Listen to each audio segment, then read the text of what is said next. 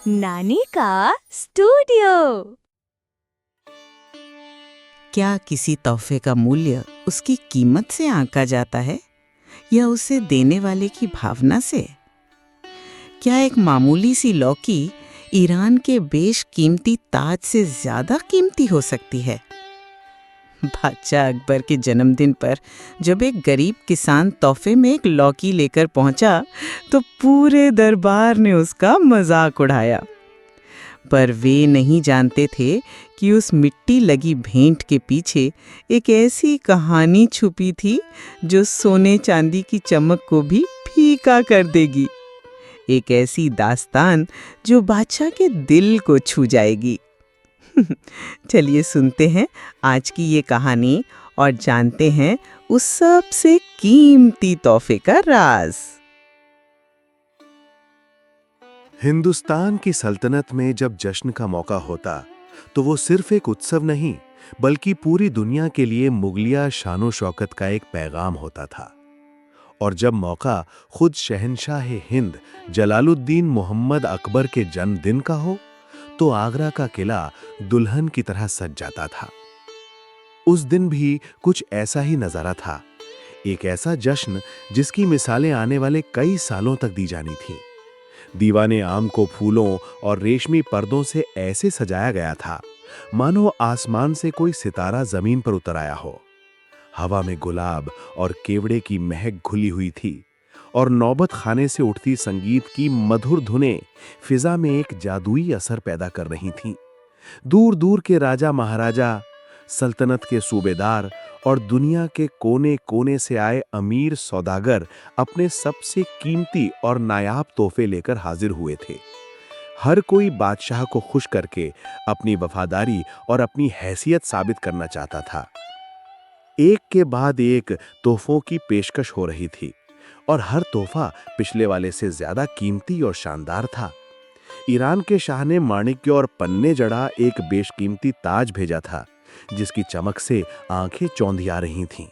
चीन के राजदूत ने रेशम का एक ऐसा थान पेश किया जो इतना महीन और हल्का था कि हवा में लहराता तो नजर ही नहीं आता था, बस उसका स्पर्श महसूस होता था। दक्कन के सूबेदार ने सोने की अशर्फियों से भरा एक भारी संदूक बादशाह के कदमों में रख दिया जिसके खनक से दरबारियों की आंखों में लालच की चमक आ गई। दरबार वाह वाह और तालियों की गूंज से भरा था। बादशाह अकबर हर तोहफे को स्वीकार करते, हर लाने वाले की तारीफ करते, मुस्कुराते, पर उनकी आंखों में एक अजीब सी खालीपन था, एक गहरी उदासी थी जिसे कोई पढ़ नहीं पा रहा था। वो देख रहे थे कि हर तोहफा उनकी सल्तनत की ताकत और उनकी शान को सलाम कर रहा था, पर कोई भी तोहफा उनके दिल तक नहीं पहुंच रहा था। ये सब उन्हें एक रस्म अदायगी लग रही थी, एक ऐसी होड़ जिसमें भावना कम और दिखावा ज्यादा था। वो किसी ऐसी चीज की तलाश में थे जो सच्ची हो, जो दिल से दी गई हो, ना कि दिमाग से तौली गई हो। तभी दरबार के मुख्य द्वार पर एक अजीब सी हलचल हुई। पहरेदारों ने एक गरीब फटेहाल किसान को रोकने की कोशिश की, पर वो हाथ जोड़कर अंदर आने की मिन्नतें कर रहा था। उसका हुलिया ऐसा था कि उसे शाही महल के आसपास भी नहीं भटकना चाहिए था और वो दीवाने आम में घुसने की जिद कर रहा था। बादशाह ने पूछा, ये शोर कैसा है? आज के दिन कोई भी फरियादी दरबार में नहीं आएगा, ये हुक्म नहीं दिया गया था? एक पहरेदार ने डरते डरते अर्ज किया, आलमपना, गुस्ताखी माफ हो, पर बाहर एक गरीब किसान है। वो फरियादी नहीं बल्कि आपके लिए जन्मदिन का तोहफा लेकर आया है। वो कह रहा है कि ये तोहफा वो आपके सिवा किसी और को नहीं देगा और इसे आप तक पहुंचाना उसकी जिंदगी का सबसे बड़ा मकसद है। ये सुनते ही दरबार में बैठे मंत्रीगण और अमीर उमरा हंसने लगे। एक फटेहाल किसान और शहंशाह हिंद के लिए तोहफा, ये बात ही अपने आप में एक मजाक थी।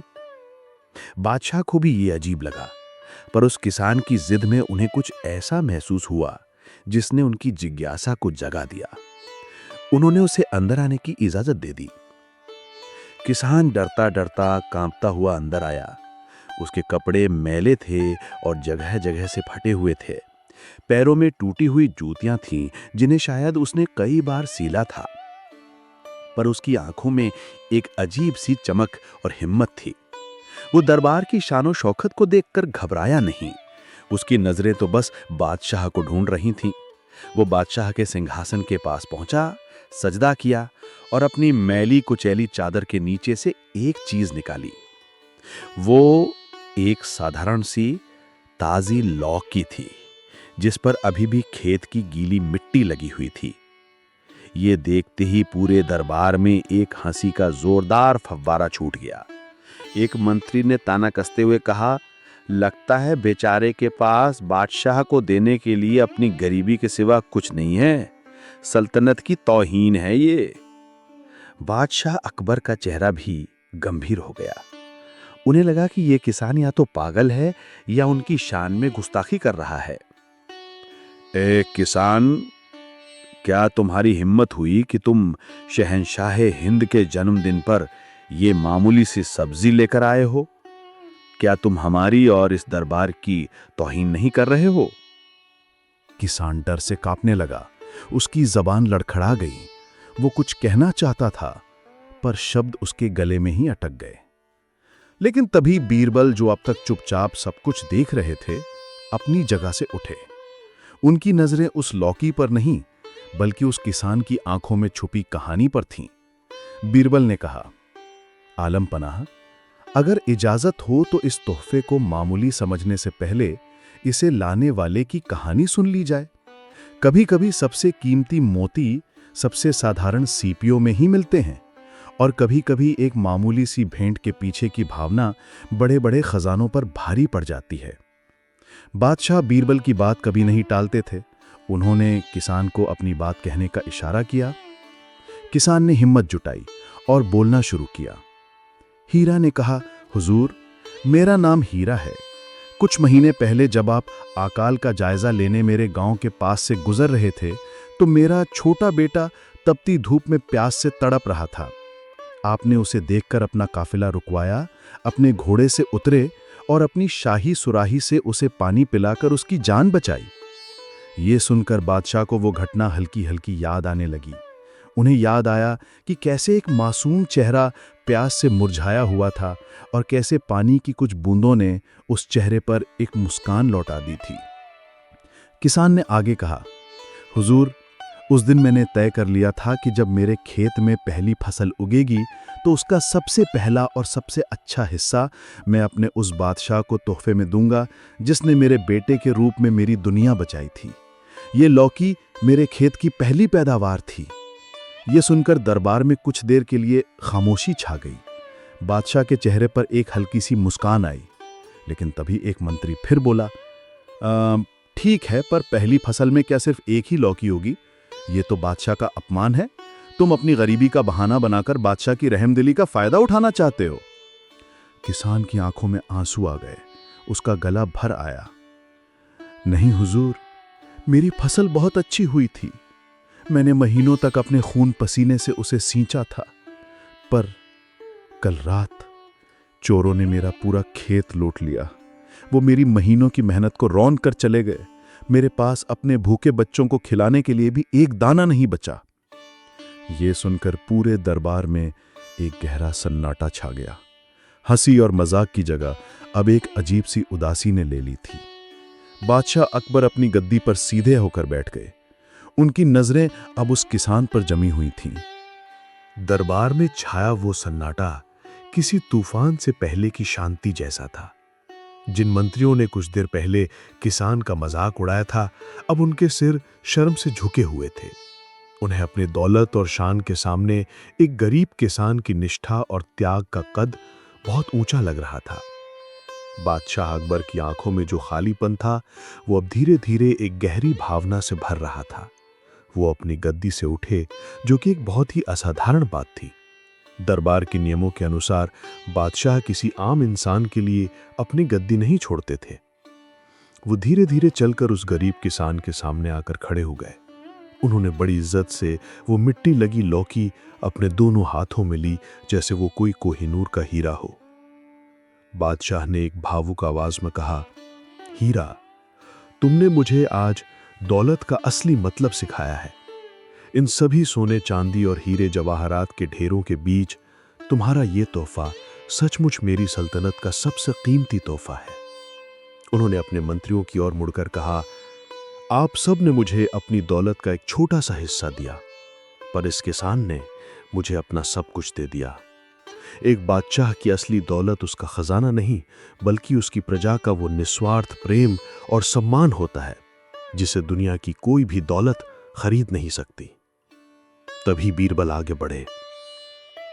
आलमपना, आज सुबह से आप देख रहे थे कि तोहफों का ढेर लग गया, पर आपके मन को संतुष्टि नहीं मिली। मुझे लगता है जिस सच्चे तोहफे की आपको तलाश थी वो खुद चलकर आपके दरबार में आ गया है। किसी भी तोहफे का मूल्य उसकी कीमत में नहीं, बल्कि उसे देने वाले की नीयत और उसके त्याग में होता है। एक अमीर का दिया हुआ हीरा सल्तनत की शान बढ़ा सकता है, पर इस गरीब की दी हुई ये भेंट बादशाह का मान बढ़ाती है, क्योंकि उस हीरे में देने वाले की दौलत का एक अंश है, पर इस लौकी में इस गरीब का पूरा सर्वस्व है। बीरबल ने अपनी बात समाप्त करते हुए कहा, जिस तोहफे के पीछे एक नेक इरादा और एक बड़ा त्याग हो, वही दुनिया का सबसे कीमती तोहफा है। बादशाह अकबर बीरबल की बुद्धिमत्ता और हीरा की ईमानदारी से इतने प्रभावित हुए कि उन्होंने अपना फैसला सुनाया। बादशाह ने कहा, हीरा, तुमने हमें एक लौकी दी, पर असल में तुमने हमें इंसानियत का सबसे बड़ा सबक सिखाया है। इस तोहफे के बदले हम तुम्हें 100 सोने की मोहरें इनाम में देते हैं।